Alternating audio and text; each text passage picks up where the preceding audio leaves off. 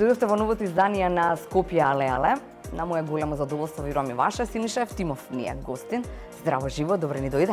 Добре ве најдов, задоволството е само моје. Така е, ама и наша. Синиша, ми се чини дека нема еден од, да речеме, малку теми на кои што за мене знаат што треба да кажат за Скопје, нели? Затоа што е скопски лик онака баш. Многу работи што си ги направи имаат врска со Скопје, многу како по дефиниција скопјанец, така те доживувам јас, ке ми кажеш дали ти така се доживуваш. Апсолутно. Да. Да, муабетот ми беше кога тргнуваше да создаваш нешто, нели, во театар, тргнуваше со некоја дефиниција дека Скопје е она кое што ќе ме инспирира секогаш? Дефинитивно во секој домен од активностите во кои што јас учествувам од почетокот на моето дејствување некакво јавно до ден денешен, Скопје е лајтмотив секогаш, неизбежен. Дали е во музика, дали е во театар, дали е во нешто што работиме од страна, како и да е, Скопје е неизбежен мотив од проста причина што е мојот град, израснат сум во него и за мене е еквивалент на било која друга светска метропола во принцип. Мислам, се обидувам со самото мое дејствување на било кој начин да придонесам кон тоа себе си да си го направам Скопје метропола рамна на било која друга во светот. Да. Што ти се допаѓа во Скопје? Кај граѓани на било која друга метропола ми се допаѓаат многу работи и многу работи не ми се допаѓаат. Меѓутоа, ако морам да истакнам што ми се допаѓа слободата на овој град, безбедноста на овој град, фасцинантните парадоксални позиции во кои што се наоѓаш секојдневно, знаеш, од ултра кул настан до ултра ѓубре на 5 метри до него, ама тоа се тие некои црно-бели работи кои што не прават сива боја, него баш го прават некоја розова боја за мене, повеќе. Така да го сакам со сите негови доблести и со сите негови мани. Во последно време најверојатно има повеќе мани, меѓутоа љубовта е преголема за да му ги земам за зло. Така е, да. Каде израсна? Карпуш 4. Карпуш 4, Разловечко стание 2А.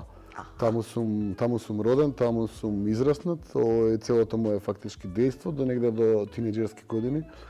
И можам да кажам дека тоа беше прекрасна населба, а имам чувство дека денес е уште поубава.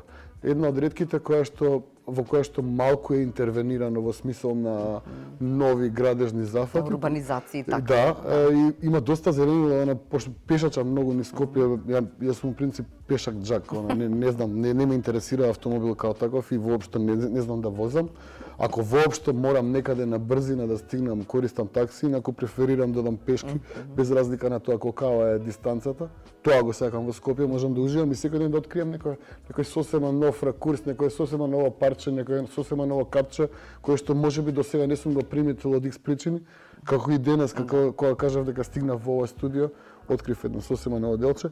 Меѓутоа, да се вратам на мојата нативна населба Карпуш 4, денес кога поминувам низ неа, имам чувство, се разбира, има некоја тука емоција која што се раѓа, некоја носталгија кон некое детство, меѓутоа толку многу зеленило има, фасциниран сум, дури не се ни сеќам дека кога бев дете беше толку зелено колку што е сега зелено. Да.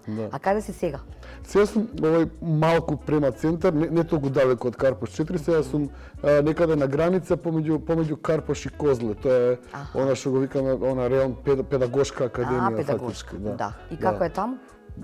Мене ми е супер, таму сум од 94-та, убаво мало е, мирно мало е, иако сум на булевар. Во зграда си? Во зграда, да. Зграда и Скопје ми е некако поврзано. Имам проблем со делот куќа и така натаму. Зашто проблем? Појма немам, најверојатно навика, просто израсна во зграда, се пресели во нова зграда, случајно цело време на трети кат и сега исто. Али како и да е, ми се допаѓа таа позиција. Ми се допаѓа мало, тоа е навистина прекрасно, нема многу нема многу проблеми. Во последно време последно време има проблеми за возачите. Ја не сум еден од нив, меѓутоа пошто мојата сопруга вози, па имаме секојдневни проблеми со пронаоѓање паркинг место од милионте згради кои што во меѓувреме се изградија на тој простор. Да бидам искрен, значи идеалната ситуација за местото каде што јас живеам и балконот кој што го имам со поглед на запад, беше идеална до пред некои 7-8 години, кога точно пред мојата зграда преку булеварот се изгради едно огромно чудовиште од зграда која што ми го сокри најспектакуларниот завес од Скопје. Тоа е една од стварите кои што ги сакам од Скопје и која што имав привилегија да имам директно од балкон и сега за да ја добијам истата приказна, секој кој што знае у лето кога се враќаш на пример од центар и идеш према Ѓорче, према Влаја, према Хром, надоле по Иво Лова Рибар има спектакуларен залез на сонце, истиот го има од Партизанска кој идеш надоле. Јас го имав истиот од балкон, сега веќе го немам. Но ето, научив да живеам и со тоа. Така е. Велиш дека те носеа твоите од Карпо 4 кај баби и дедо во Кисела вода. Да. Значи, нана ми живееше во аеродром, тоа беше еден дел од приказната, сосема нов беше тогаш аеродром, беше баш само што се изгради, а баба ми и дедо ми од татко ми страната живеа во Кисела вода, така да тоа се двете населби во кои што исто така имав контакт уште од мал. И како беше во Кисела вода, се сеќаваш на некои пријателства, се сеќаваш на некои... Се знам дека имаше некои деца таму со кои што игравме фудбал пред зграда и тоа беше обично за викенди одев таму, знаеа понекогаш да ме остават на преспивање, меѓутоа бев такво некој лигаво дете кое што не кеше многу да седи без своите, така да тоа беа секогаш кратки средби, дали се работеше за баба ми и дедо ми или за нана ми во аеродром. Но како и да е, мислам секако се сеќавам на некои сегменти од детството во смисла на играње пред зграда, пиење вода од чешма или поема немам, знам дека идевме некаде овде има до пругите поред таму у Кисела вода. Тоа беше као оф лимит, знам дека не требаше да се иде таму, се сеќавам дека сум бил и на тие пруги, Да. А во Карпо 4 се сеќаваш на пријатели, се сеќаваш на другари? Како не, таму израснав, завршив основно училиште во Јоан Горан Ковачич, денеска се вика Петар Попарсов, така да и денеска со полно луѓе од тоа мало и од тоа школа се уште баш активно другарувам. Некои ги гледам понекогаш, некои ми се само драги мемории кога ќе се видиме, секако знаеме да се испочитуваме како пријатели или пријателки, што и да е. Ама да, дефинитивно се уште контактирам со доста луѓе од таа населба. Да. Заедно со Саша избравте веднаш уметност, таа една ти друга или како беше патот? Интересно е тоа. Секако независно едно од други, независни едни од други. Ама ако веќе некој прв, дефинитивно сестра ми иде, Саша иде од 6 години во балетско училиште, 5, не знам. Од како знаеш за себе, или од како се сеќаваш? Буквално, да. Така да таа е прва дефинитивно. Јас имав неуспешен обид да заплувам во водите на фармацијата. Сакаш да бидеш? Не, мајка ми е фармацеут. Добро. Татко ми беше економиста, заедно има работеа во една голема фармацеутска компанија, македонска. И ја мислев дека тоа ќе работам и ја, меѓутоа завршив некои 2 години, не некои, него 2 години во средно медицинско. Заврши во медицинско 2 години. Кажи ми како беше. Супер, лудо и незаборавно. И супер беше, особено беше супер поради она што се случи подоцна. А подоцна во трета решив дека не сакам веќе да го учам тоа и да отидам, имаше тоаш опција да се оди во Америка и да се завршува средно таму. Преку некој student exchange програм и кога стигнав таму првиот ден во Америка, поради толку многу предмети кои што ги изнаучев у прва и у втора, по 15. Не требаше трета да учам. Апсолутно да. Они веќе имаа кредит трансфер систем и ја фактички имав завршено средно на првиот ден според нивниот образован систем во тој момент кај нас тогаш кредит трансфер воопшто не ни постоеше како таков. Не се завршив, се разбира, слушав предмети кои што беа по кредит трансфер системот еквивалент за завршување прва година факултет. И кога се вратив во Скопје веќе имав 17 полни години, завршено средна школа и се упишав на ФДУ. И како беше тоа со ФДУ? Тоа пресвичување од фармација на Па не, ја уште дурбев у Америка, више сватив дека не ме занима тоа, едноставно почнав да се бавам со други ствари, почнав да се дружам со екипа една која што ме носеше на многу кул концерти, почнав да се занимавам со бендови, со уметност генерално. Генерално. Да. И идев по изложби, идев на некои представи, перформанси, и влегав у тој свет едноставно и викам ова сум ја, ова е тоа што ми се свиѓа. Секако јас исто као дете, го скокнавме тој дел целосно, кој што е базиран фактички и врзан со Карпус 4 као таков. Ја као дете бев член на детско драмско студио при МРТВ, а тогаш тоа беше во просториите кај што е денешна Телма фактички. Тоа беше МРТВ тогаш, така радио телевизија Скопје. Детско драмско студио на Софија Гогова Врчаковска, да. Ја бев дел од таа приказна, така да тоа се мојата прва конекција со перформанс, со медија, со ТВ на крајот на денот, радио, запознавање со радиодрама, учествување активно во креирање на радиодрами и на ТВ содржини за деца и тинејџери. Така да последно направи свичот на формација. Отидов во Америка, таму друштвото ме однесе у тој правец, фактички ме врати таму каде што најверојатно сум бил. И така стигнав до ФДУ. Да. А PMG кога дојде? PMG дојде некаде таму на средината на моето студирање на ФДУ. Се запознав со Мирко, со Дарко, со Мале, со Дики, со целата екипа која што во тој момент веќе активно работеше и правеше журки низ Скопје. Така да од тогаш тргна таа приказна, тогаш се запознав и со мојата сопруга и од тогаш сме заедно. Така да тоа е таа некоја приказна која што тргна од ентузијазам, прерасна во фамилија која што и до ден денеска постои. Така е, да. Скопјанка, не дека другото сега, нели, ма Скопјанка ми е вртана приказна ептенза, нели, она што е Скопјанкава се промени низ годиниве или таква е иста како во приказната на PMG? Мислам дека тоа е веќе архетип за Скопјанка, така да не знам дали баш се променила. Да бидам искрен, мојата керка има 21 година, така тоа е. Пазиш узбори. Не, тоа е мојот единствен допир со таа генерација во тој смисол, се обидувам да одржам чекор со мојата генерација и со оние кои што се 10 плюс или минус од мене, али навистина немам детален увид во она што го прави најмладата скопска генерација, така да претпоставувам дека е исто.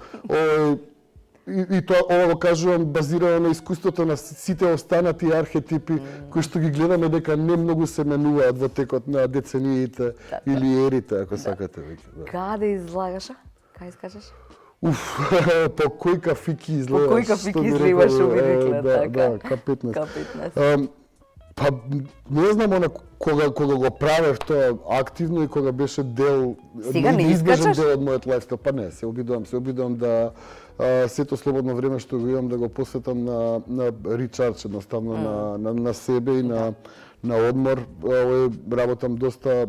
Работам професија која што е поврзана со секојдневна комуникација со многу луѓе и на долги стази тоа секако знае да замори и онда го користам секој слободно време за мир и тишина, у принцип.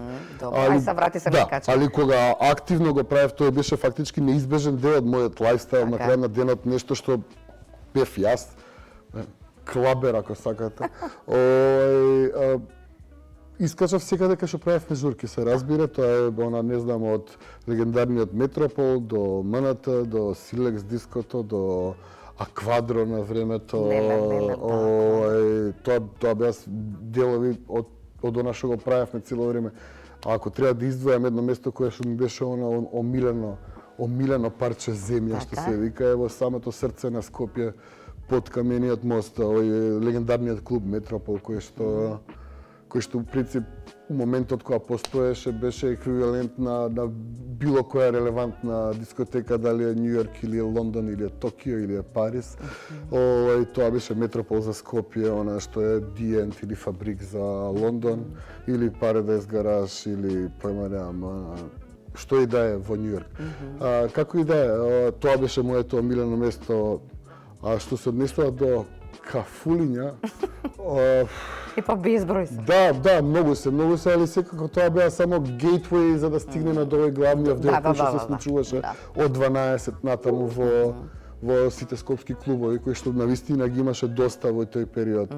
Сега сме ограничени на многу малку, принцип. Така е, Мислам дека целата таа приказна се разбира како и секоја друга приказна го достигна својот врв некаде таму на почетокот на 2000-тите и сега сме веќе сведоци на фактички една енергија која што полека се гаси. Се разбира, публиката бара нешто сосема ново. Денеска предпоставувам тој примат го презема една многу интересна, една сосема нова хип-хоп, драм енд бейс екипа која што ја гледам дека прави баш некои журки кои што ме потсетуваат на она што ние го правевме на времето. Меѓутоа тоа е сосема една нова генерација. Тоа е генерацијата предпоставувам на ќерка ми, не знам, 5-6 години постари од неа. Али супер, тоа е нивна Скопје и јас се радувам што го имаат и што го возат таму кај што го возат. Така е, да. Каде се создаваше музиката на PMG? Како на улици, на улици се разбира цело време на улица, тоа е нашето мото, сам на улица, спротив ветрот. Така да, ако морам да бидам поетичен, би рекол дефинитивно музиката на PMG се создаваше секојдневно на улица. Меѓутоа, секако имаше нашите физички студија, има различни итерации од Џон Кенеди до сам центар, дека Јосип Брос имавме некој студио, до последната итерација која што беше во рамките на Младинскиот културен центар. Да. МКЦ те врзува со Скопје? Апсолутно да, МКЦ е еден од главните символи на Скопје, секогаш бил и ќе остане како таков, дефинитивно. Многу битни работи се случувале таму. Се обидуваат да се случуваат и денеска, но како и се друго, се е подложено на промени и на различни периоди во кои што се случуваат овакви или онакви работи. Историјата ќе го каже своето, меѓутоа МКЦ е неизбежен дел од скопската модерна историја и така и ќе остане. Така е. Кога почна да правиш представи, нели? Која беше првата која што инспирирана беше баш од она што си? Зборувам за Скопје. Значи, буквално од првата ствар која што ја направив на ФДУ како колоквиум до ден денеска, она што го работам во Скопје е секогаш исклучиво поврзано со Скопје.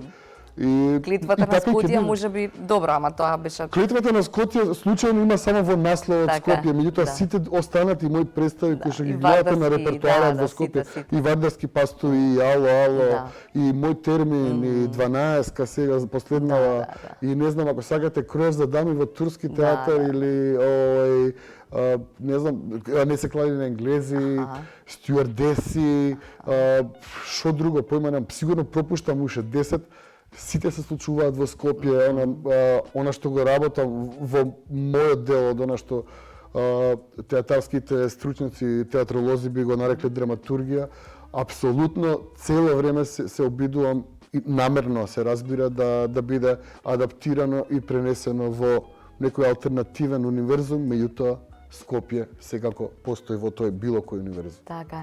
Кога треба да се делат улогите и кога има луѓе кои што се актери, а не се баш од Скопје, има потреба да раскаже што е она што треба да допре до нив или не? Мислам дека оние кои што не се од Скопје, а работат во Скопје веќе доволно, они се асимилирани. Они се асимилирани, Скопје не е само географски поем, тоа е повеќе од тоа. Скопје е идеја, Скопје е еден котел на измешани состојки и она секој кој што доаѓа тука сакал некел полека живее на начинот на Скопје, ништо и да тоа значи. Меѓутоа Скопје е идеја, не е само локација.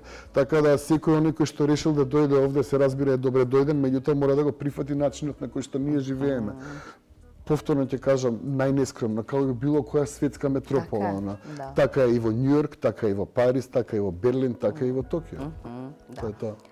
Колку си среќен, пака интимно, ако смееш да, ако сакаш да споделиш, кога представите на Синиша Ефтимов се распродадени, кога народот зборува за тоа, кога за 12-ка си уште нема ни една карта, не знам до кога, веќе све распродадено. Колку е тоа една сатисфакција за некој кој што можеби можел и некаде на друго место да освојува, зборувам како театар и како уметност, установовта. Да, сега нема идам лажно скромен да кажам дека не е убаво. Да, супер е, ама на крајот на денот тоа е мојата работа. И јас сум среќен што мојата работа добро сум ја завршил. Работата на секој од нас е добро да искомуницира со публиката. Ако постои таа комуникација, публиката секако го препознава тоа и враќа со интерес, се разбира. Така да не би одел понатаму. Секако можеш ти да освојаш и други простори. Меѓутоа, јас сум роден овде и мојата задача е да создавам содржини за овие мои драги Скопјани. Така, сам се разбира и за цела Македонија, пошто не работам само во Скопје. Меѓутоа, особено кога создавам во Скопје, мислам исклучиво на Скопје и тоа е моја обврска на крајот на денот да го разубавам денот, ако можам барем на 2 часа на било кој од нив. Супер. Што е она што се подготвува? Ке подготвуваш нешто ново, повторно? Само што почнав со проби во театар комедија, фактички еве го Значи имаме нова комедија? Најверојатно да, ова е многу ќе биде многу интересен процес, влагам во една тера инкогнита, ако може така да се каже, за прв пат во својата кариера. Имало обиди многу одамна, значи последните 99 да влезам во процес без напишан текст, без диалог и се. Како влегуваш во процес без да е напишан текстот? Да, значи ова е таков процес, да, дефинитивно, значи имам совршена идеја, имам подела, знам кој сакам да игра, знам колку сцени треба да има, ги знам темите со кои што треба да се бави, и знам содржината на секоја од сцените. Она што ќе биде предизвик за мене и за екипата со која што работаме, фактички заедно преку различни современи методи на импровизација да создадеме една сосема ново македонско парче драматургија, фактички една сосема нова оригинална македонска комедија. Како ќе се вика? Тоа е една од ретките работи кои што ги имаме. Работен наслов е Аматери. Тоа е работниот наслов е Аматери. Меѓутоа сосема е известно веќе поради тоа што веќе влегавме во процес и работиме на ситуацијата, се уште е работен наслов Аматери и така искомунициран со нашиот главен бенефактор, нели, Министерството за култура на Македонија. Така да, меѓутоа мислам дека ќе дојде до промена на самото име на пиесата и најверојатно, туку сигурен сум дека ќе се вика Македонско крваво буре двојката. Секогаш се обидувам да најдам наслов кој што добро комуницира со публика. Мислам дека ова е баш една би рекол, прво е автореференца, затоа што тоа е една измислена представа која што се спомнува во две мои претходни представи. Тоа е Чао пријатно, која што работевме заедно со Атанас и со Тино и онда исто така истата пиеса се спомнува во 4 соби во Велес кога работев една представа и сега е време да се реализира истата. Поради тоа што работниот наслов Аматери не до крај ми работи за се што сакам да постигнам со овој проект. Во моментов ова ми звучи како совршено име, меѓутоа сега сме јуни, така? Јуни, да. Може би ќе има. Премиерата е на 15 октомври, така до тогаш може би ќе има нека сосема нова интересна идеја за подобар наслов. Како и да во барање на совршениот, ово е оној конечниот сега за сега. Македонско крваво буре двојката. Двојка, добро. Имам уште малку минути, уште неколку прашања. Си рекол во едно интервју дека има прекрасни актери во Македонија и дека немаш проблем со подела на. Но како е во однос на режисери? Што би рекол, дали сте режисерите доволно во можност сега да седнете и да комуницирате што е она што можеби му недостасува на градот, на Македонија, на културата? Искрено, супер прашањето би било добро почесто да се среќаваме као колеги и да разговараме на овие теми. Сигурно не е намерно, меѓутоа за жал не толку често се среќаваме, пред се од проста причина што секој има толку многу ангажмани да ретко наоѓаме време да седнеме заедно и да поразговараме на овие теми. Би било убаво да се случува тоа. Меѓутоа понекогаш се случува и кога се случува да разговараме и мислам дека апсолутно сите се согласуваме со тоа дека располагаме со неверојатен талент насекаде и само е прашање на време и на права соработка за да тој талент дојде до израз. Тоа е таа приказна.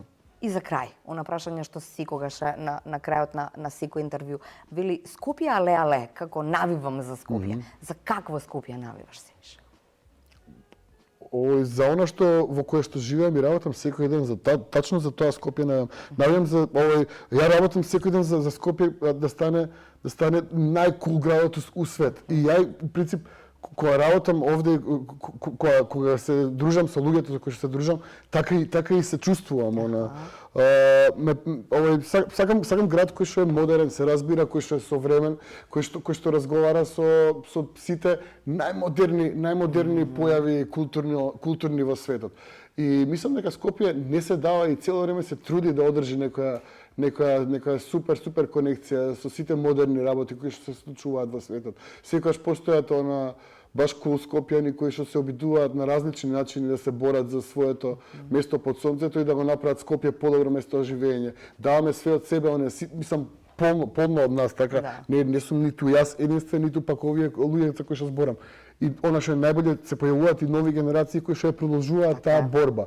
Ама таа борба секогаш трае. Секогаш незадоволството најверојатно е она што не тера да секогаш да станеме подобри. И се дури има незадоволство, значи сме на добар пат. Да. Супер. Добро, не правевме муабет за тоа како сте се облекувале, не правевме муабет за тоа до кога се заглавуваше, ама тоа ќе има уште скопски приказни. Можеме to be continued, не е проблем никако. Ова како двојката твоја. Да, како двојката. Ова нека биде приквел. Или само трейлер. Има тука за зборење доста. Има многу за зборење, така е. Фала ти, Синиша. Фала ти, Ката.